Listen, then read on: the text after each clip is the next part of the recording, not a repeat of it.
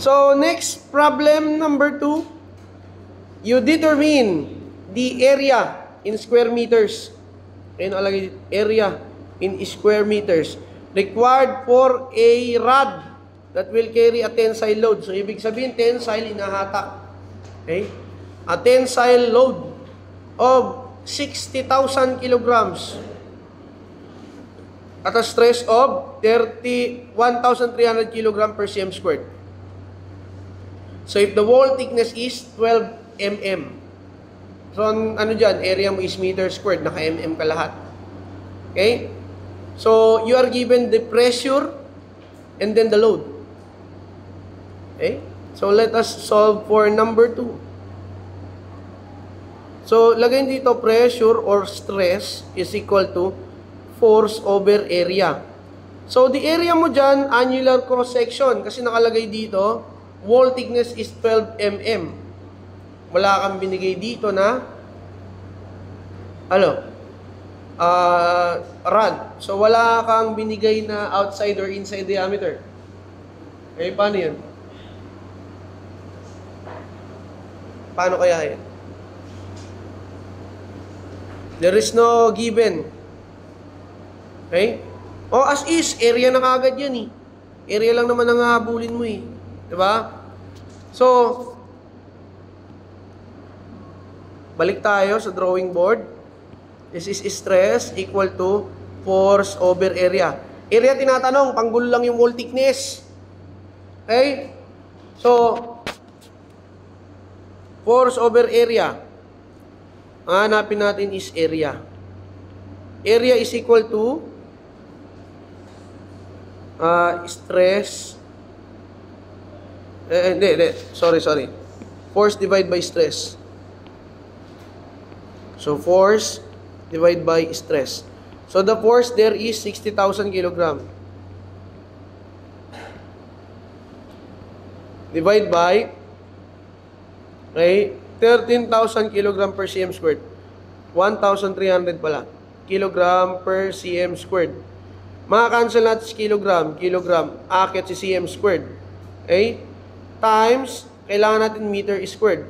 You have 1 meter squared every 100 cm. As nakalagay squared. Okay? So, the answer is, calculate the value. Okay?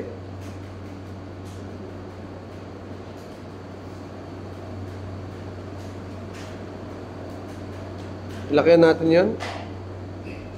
Okay? And then, calculator. So, okay? 60,000 divided by 130 times 100 squared. So, that is, okay, 4.615. So, anong answer? So, maging 4.615 times 10 raised to the negative 3. So, bilangin nyo yung 0. 1, 2, 3. Diba? Hanggang doon sa 4. 3 decimal places. So, this will become, the area is 0.004615. 615 meter squared. Basic. Number 2.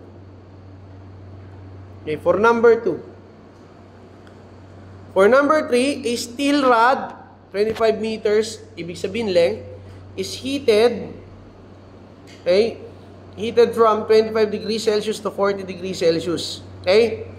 Calculate the total elongation of the rod. If the coefficient of thermal expansion is 12, okay, 11.7 or 12 times 10 raised to the negative 6 meter per meter degree Celsius. So, cancel naman yung meter dyan eh. Okay? It will happen for number 3, thermal elongation. That is alat. Okay? Alat. So, A is 12 times 10 raised to the negative 6 power meter per meter degree Celsius. Yung L natin is 25 meters. Okay? Tapos, delta T. What is delta T? 40 minus 25. 40 minus 25. Celsius degree, change temperature. Naka-meter ka, kaya ang gagawin mo, 1 meter per 1,000 mm. Okay, cancel all the same units, meter, degree Celsius, meter, meter. Ang lalabas is mm. So, elongation is, pindutin sa calculator, my friends, 12 times 10 raised to negative 6 times 25 times 15 divide by 1 divide by 1,000. The answer is 4.5. Bakit naging 4.31? Siguro, ang ginamit ni kaibigan dito is not 12. Okay? Try natin yung 11.7. 4.3. Diba? Or, else, para exact, 11.6. Kung hindi pa rin makuha sa 11.6, I think that is 11.5. Okay? Doon naglalaro yun eh. From 11.5 meter per 11.5 times 10 raised to negative 6 meter per meter degree Celsius. Thermal elongation sa SI. Pero ang ginamit niya dito is 12. Okay? To be exact. So the answer, sundin natin yung 12. Okay? 4.5. 4.5 millimeter. Okay? Pero ang ginamit niya dapat dyan is 11.5. Okay? Para sakto yung sagot. Basic yung number 3. How about number 4? A 5-inch journal bearing with a length of 4 inches, okay, has a load of 60 kilonewtons. Find the stress developed. Ano ba yung journal bearing? Okay? Ano yung journal bearing? Yung nakabalot din sa ano? Alam niyo sa engine block? That is the journal bearing. Dun sa kinakapitan ng shaft, crankshaft, yung mga half na bearing without the rollers, yun nilalagyan na langis, that is a journal bearing. Okay? With a length of 4 inches, has a load of 60 kilonewtons. Find the stress developed. I'll try this medyo hulaan ko lang kung paano sinolve. I'm not sure about it. So, kailangan talaga alam mo yung visualization eh. So, journal bearing, nasaan lang ba yung stress dyan? So, length of 4 inch and 5 inch. Thickness ba yan? I don't know. Tingnan natin, force over area na lang. Force over area is equal to stress. Okay, kung alam ko, ang journal bearing is this. Okay? Yung half circle. Okay? So, ang area of contact dyan dapat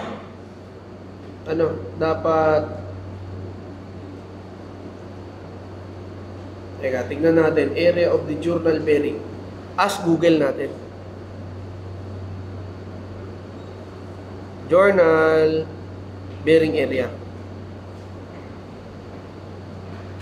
Kung tama ako, half circle siya. Okay, tama. May length siya na, ganito. Ito yung length niya. This is the length. Okay? Tapos ito yung kanyang diameter. Ang binigay dyan, 5-inch diameter. So what will be the area of the journal bearing?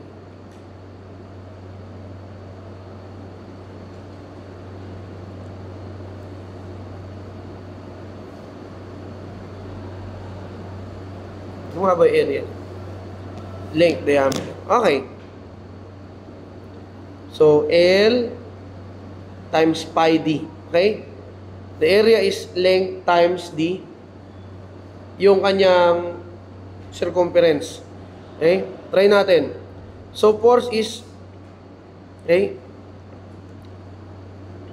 stress is equal to, force is 60,000 newtons divided by the area, pi dl. Okay?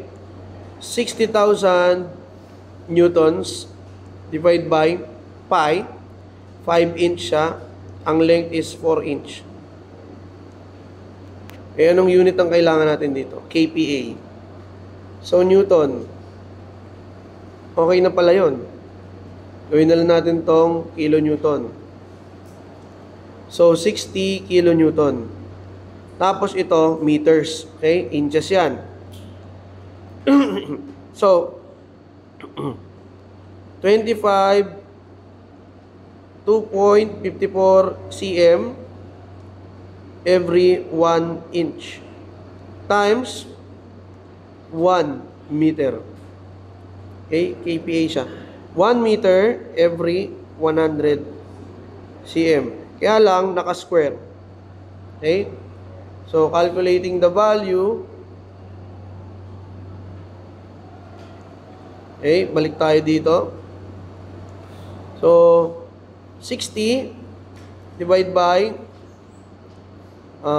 pi times 20 kasi 4 times 5 times 2.54 divided by 100 and then square the value.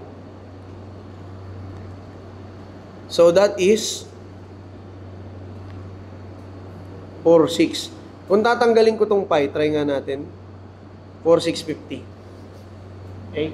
Wala yung pi. So, ang kinuha lang niya is yung diameter times length lang ng journal. Eh, kung inumit natin yung pi. Nakuha ba? So, pag journal pala, diameter and length lang. Tatanggalin mo na yung pi. So, the answer is 4,650 kPa. Pag sinabing journal, diameter and length lang. Okay? Ayan lang yun. So, that is for problems 1 to 4.